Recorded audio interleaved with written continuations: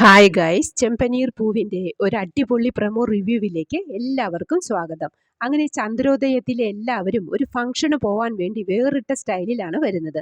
നമ്മുടെ ചന്ദ്രമതിയാണെങ്കിൽ പട്ടുസാരിയൊക്കെ ഉടുത്ത് മുഖത്ത് മേക്കപ്പൊക്കെ ചെയ്ത് മിന്നി തിളങ്ങി വരുന്നത് കണ്ട് രവിയേട്ടൻ ചോദിക്കുന്നത്, ചന്ദ്രേ ആരേത്, നീയാണോ എന്ന്. അത് കേട്ട് ചന്ദ്രമതി, എന്താ രവിയേട്ടാ, എന്നെ കണ്ടിട്ട് മനസ്സിലാവുന്നില്ലേ എന്ന്. അതുപോലെ ശ്രുതിയും സുധിയും പിന്നെ ലിഫ്റ്റ് തുറന്ന് അടിപൊളി ലുക്കിൽ വരുന്നത് നമ്മുടെ സച്ചിയും രേവതിയും.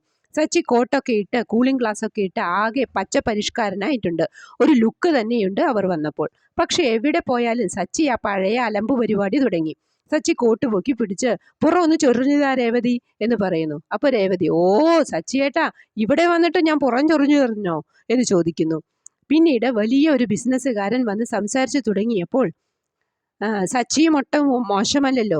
സച്ചിയും തുടങ്ങി, അതെ അതെ, എനിക്കൊരു 50 കാറുണ്ട്, യാ ഇനി ഈ വർഷം ഒരു 30 കാറും കൂടി വാങ്ങാൻ പ്ലാൻ ഉണ്ട് എന്ന്. അത് കേട്ടപ്പോൾ അയാളുടെ അത്ഭുതം ഒന്ന് കാണേണ്ടതായിരുന്നു.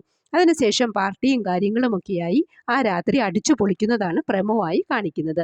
പ്രമോ ഇഷ്ടപ്പെട്ടുവെങ്കിൽ ലൈക്ക് ചെയ്യാനും ഷെയർ ചെയ്യാനും സപ്പോർട്ട് ചെയ്യാനും സബ്സ്ക്രൈബ് ചെയ്യാനും മറക്കരുത്.